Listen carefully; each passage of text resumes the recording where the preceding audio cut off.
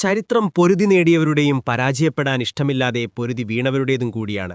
എന്നാൽ പൊരുതുകയും ആത്മാഭിമാനം സംരക്ഷിക്കാൻ ആത്മാഹൂതി നടത്തുകയും ചെയ്തൊരു റാണിയും രാജവംശവും ഈ കേരളത്തിൽ ഇന്നും വിസ്മൃതിയിലാണ്.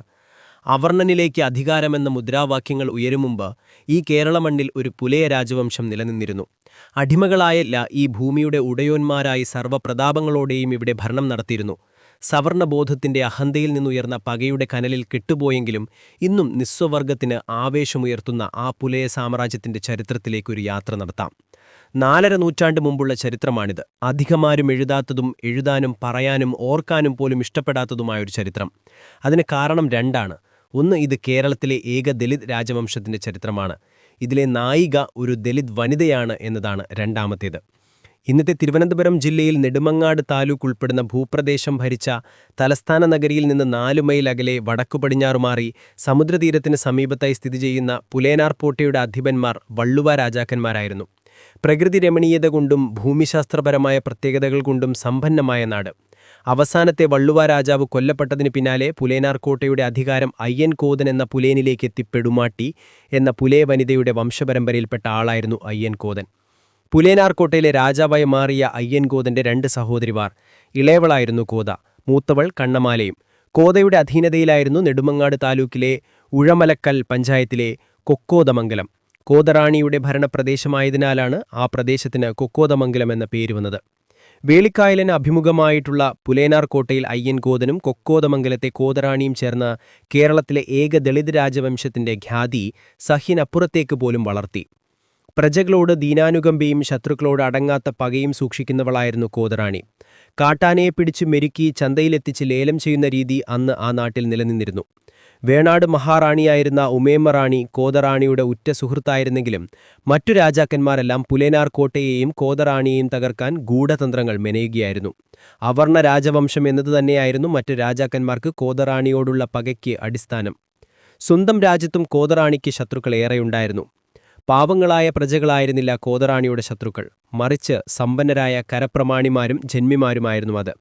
കരപ്രമാണിമാർക്ക് കോതറാണിയോട് ശത്രുത തോന്നാൻ നിരവധി കാരണങ്ങളുണ്ട്. പാവങ്ങൾക്ക് കരം ഒഴിവാക്കുകയും തങ്ങളിൽ നിന്ന് വലിയ കരം ഈടാക്കുകയും ചെയ്യുന്നതിൽ അവർ അസംതൃപ്തരായിരുന്നു. ഒരു അവർണ സ്ത്രീയുടെ ഭരണത്തിൽ കഴിയേണ്ടി വരുന്നത് അതിലും വലിയ അപമാനമാണെന്നവർ സ്വയം വിശ്വസിച്ചു. അതിനൊപ്പം കോതറാണിയുടെ കല്ലുപുളർക്കുന്ന കൽപ്പനകൾ കൂടിയാകുമ്പോൾ സ്വന്തം നാട്ടിലെ കരപ്രമാണിമാരുടെ ശത്രുത അതിൻ്റെ എല്ലാ തീവ്രതയിലും കോതറാണി സമ്പാദിച്ചു. രാജശാസനങ്ങൾ അനുസരിക്കാത്തവരെ പുല്ലോടെ, പുരയോടെ, കല്ലോടെ, കരയോടെ ചോദ്യം ചെയ്യുന്നതായിരുന്നു കോതറാണിയുടെ രീതി.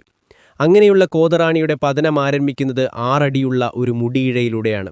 അതും സ്വന്തം മകളുടെ മുടിയിഴ.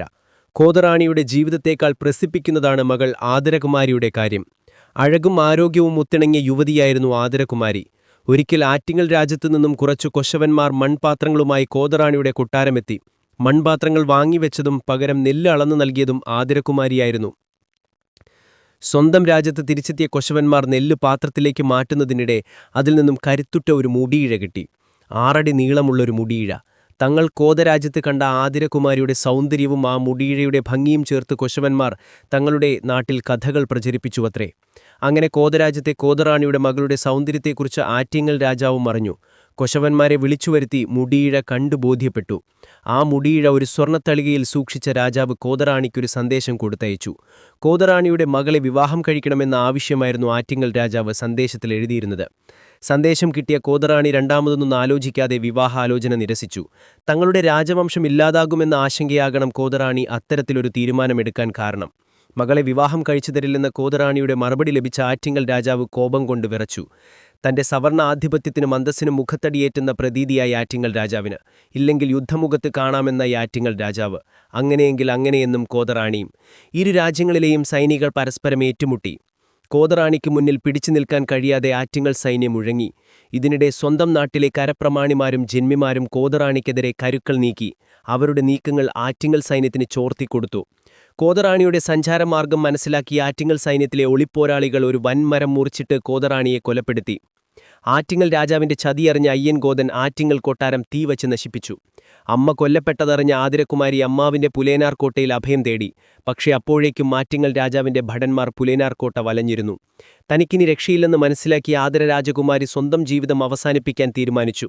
ഭടന്മാരുടെ കയ്യിൽ തന്നെ ജീവനോടെ കിട്ടിയാൽ ജീവിതാവസാനം വരെ ആറ്റിങ്ങൽ രാജാവിന്റെ വെപ്പാട്ടിയായി കഴിയേണ്ടി വരുമെന്ന് ആ കുമാരി തിരിച്ചറിഞ്ഞു. ശത്രുക്കളിൽ നിന്നും രക്ഷ നേടാൻ പുലേനാർ കോട്ടയിൽ സ്ഥാപിച്ചിരുന്ന മുതലക്കിടത്തിലേക്ക് കുമാരി തന്റെ കറുത്ത കുതിരയെ ഓടിച്ചിറക്കി. ആ കറുത്ത കുതിരയും കുമാരിയും ഭക്ഷണമായി. മകളുടെ മാനത്തിനായി പൊരുതിയ ഒരു റാണിയും മാനം കാക്കാൻ മരണത്തെ പുൽകിയൊരു രാജകുമാരിയുമായിരുന്നു കോതറാണിയും മകൾ ആതിരകുമാരിയും. പക്ഷേ സവർണബോധത്തിന്റെ ചരിത്രത്താളുകളിൽ ഇവരുടെ ജീവിതവും ഇരുണ്ടുപോയി. ഇന്നും അധികമാരും പറയാത്ത ഈ പോരാട്ട ചരിത്രം തീർച്ചയായും കേരളത്തിലെ ദളിത് പോരാട്ടങ്ങൾക്ക് ഊർജ്ജമാകും. ഇതാണ് പുലേനാർ കോട്ടയുടെയും അതുപോലെ കൊക്കോദമംഗലത്തിന്റെയും കോതറാണിയുടെയും മകൾ ആതിരകുമാരിയുടെയും കാളിപ്പുലയമ്മന്റെയും ഒക്കെ ഈ ഒരു ചരിത്രമെന്ന് പറയുന്നത്. ശരിക്കും പറഞ്ഞാൽ നമുക്ക് ഇതിൻ്റെ ഇമേജുകളോ അല്ലെങ്കിൽ ശേഷിപ്പുകളോ അല്ലെങ്കിൽ അതിൻ്റെ ആ ഒരു സ്മാരകങ്ങളോ ഒന്നും തന്നെ നമുക്ക് ലഭ്യമല്ല. കാരണം അതെല്ലാം തുടച്ചു നീക്കപ്പെട്ടു എന്നേക്കുമായി. ആ സ്ഥലങ്ങളിപ്പോൾ മറ്റുള്ളവർ കയ്യേറുകയും മറ്റ് സ്ഥാപനങ്ങളൊക്കെ വരികയും ചെയ്തു. ഇപ്പോൾ അവിടെ ഒന്നും അങ്ങനൊരു കോട്ടയൊക്കെ അവിടെ ഉണ്ടായിരുന്നു എന്നൊന്നും നമുക്ക് ഇന്ന് കണ്ടെത്താൻ സാധിക്കത്തില്ല. ഇതുമായി ബന്ധപ്പെട്ട് മറ്റൊരു കാര്യമെന്ന് പറഞ്ഞാൽ ഈ പുലേനാർ കോട്ട ഭരിച്ച കാളിപ്പുലയൻ എന്ന മഹാരാജാവിനെ ജാതിവറി തലയ്ക്ക് പിടിച്ച സവർണ പ്രമാണിമാരെ വധിച്ചതാണെന്ന് മറ്റൊരു കേൾവി കൂടി ഇവിടെ നിലനിൽക്കുന്നുണ്ട്.